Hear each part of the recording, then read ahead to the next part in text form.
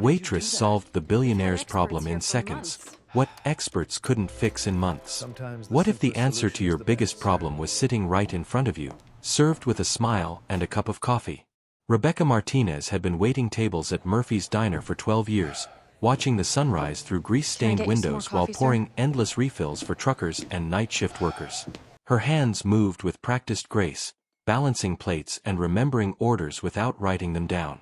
She'd perfected the art of reading people: the businessman who needed his coffee black and strong, the elderly woman who always ordered the same blueberry pancakes, the construction worker who pretended he wasn't homesick.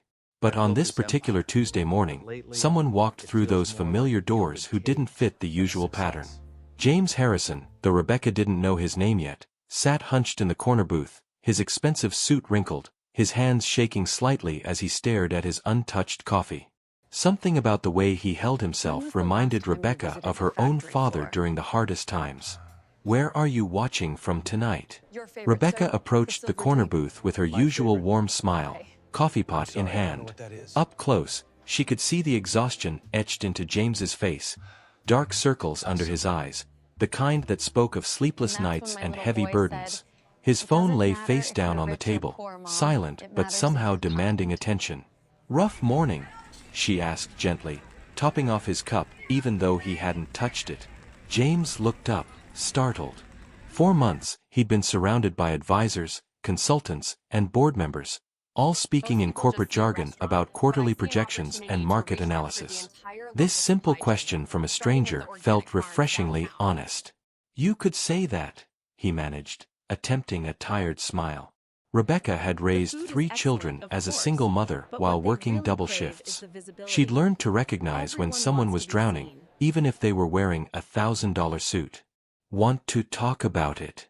"Sometimes it helps to tell a stranger." James hesitated.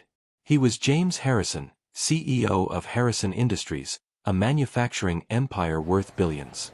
His company employed 30,000 people across 5 states. For the past 8 months, productivity had been declining mysteriously. Employee morale was at an all-time low. Turnover rates were skyrocketing. The board was breathing down his neck, threatening to replace him if he couldn't turn things around. He'd hired the best consultants money could buy. McKinsey, Deloitte, Boston Consulting Group, they'd all taken his money and delivered the same recycled solutions. Restructure departments. Implement new software systems. Cut costs. Increase efficiency metrics. Nothing worked. "My company is falling apart," he said quietly, surprising himself with his honesty. "I've tried everything, spent millions on experts, and nothing's working. People are leaving faster than we can hire them." Rebecca refilled his cup again, her movements unhurried. "What kind of company?" "Manufacturing. We make automotive parts, household appliances, that sort of thing." He paused, then added with a bitter laugh, "At least we used to do it well." Rebecca nodded thoughtfully, wiping down the already clean table. Something in her expression shifted, like she was seeing a puzzle piece that others had missed. "How long since you've actually been on the factory floor?" she asked. The question hung in the air, deceptively simple yet somehow profound. James realized he couldn't remember the last time he'd walked through his own facilities. James stared into his coffee, Rebecca's question echoing in his mind. "I don't know," he admitted. "Maybe 2 years? My schedule is always packed with meetings, conference calls." Rebecca sat down across from him, something she'd never done with a customer before. But her maternal instincts, honed by years of raising her children and watching over her regular customers, told her this man needed more than just coffee. "My youngest son, Miguel, he's 19 now," she began, her voice warm with memory. "When he was 15, he started acting out. Grades dropping, staying out late, getting into trouble. I was working so much, trying to keep food on the table, that I barely saw him except when I was yelling at him for something he'd done wrong." James found himself leaning forward, drawn into her story. "I hired a tutor, signed him up for after-school programs, even tried sending him to his grandmother's for a while. Nothing worked. He just kept getting worse." Rebecca's eyes grew distant. Then one night, I came home from a double shift, exhausted and frustrated, and I found him crying in the kitchen. Really crying, like his heart was breaking. What was wrong? James asked, genuinely invested in her story. That's what I finally asked him, Rebecca said with a sad smile. Turns out, he wasn't acting out because he was a bad kid.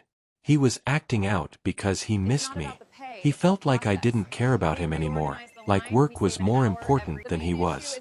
All those solutions I tried, they were just band-aids on a problem I didn't understand. James felt a strange recognition stirring in his chest. So what did you do? I started having breakfast with him every morning before school. Just 30 minutes, but it was our time. We'd talk about everything.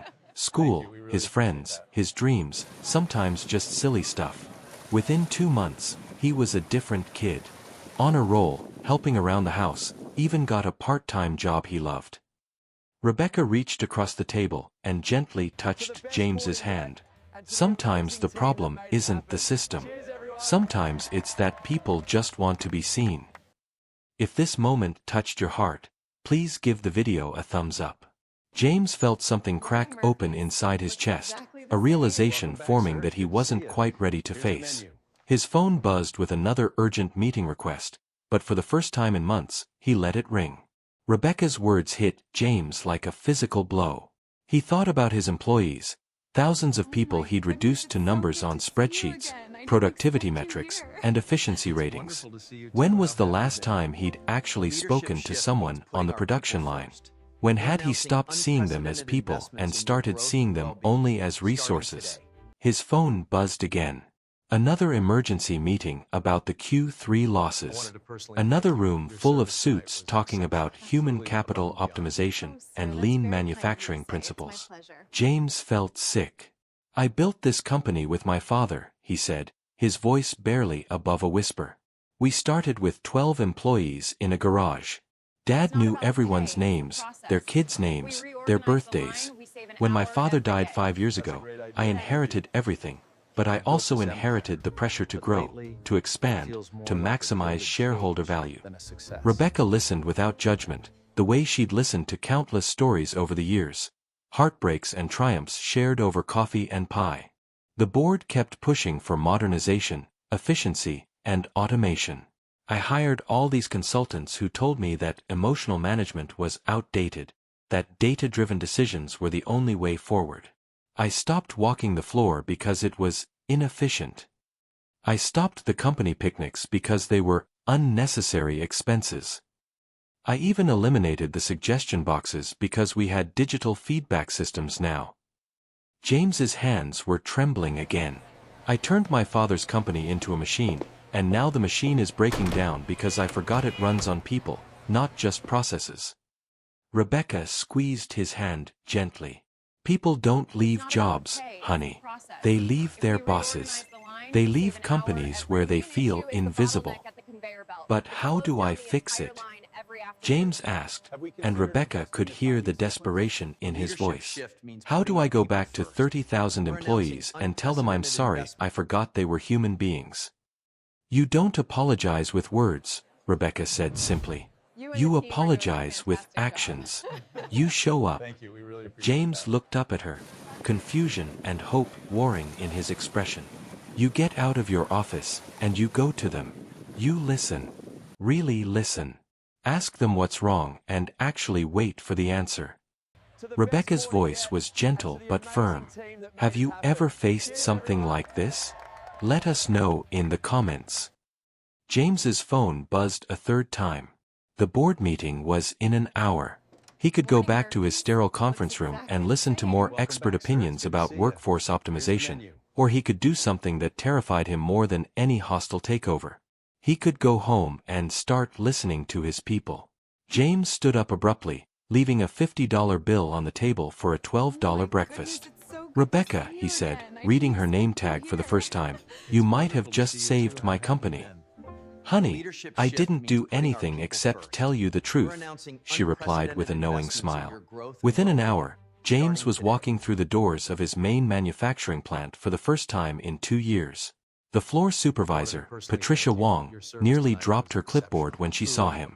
"Mr. Harrison, is everything all right? Are we expecting an inspection?" "No inspection, Patricia. I just want to talk to people. Would you mind introducing me to some of the team?" Patricia's confused expression gradually shifted to cautious optimism as James spent the next 4 hours on the factory floor. He met Maria, who'd been assembling transmissions for 8 years and had 3 suggestions for improving the process that had been sitting in the digital suggestion system for months, unread. He talked to Robert, a 20-year veteran who was considering early retirement because he felt like just a number now.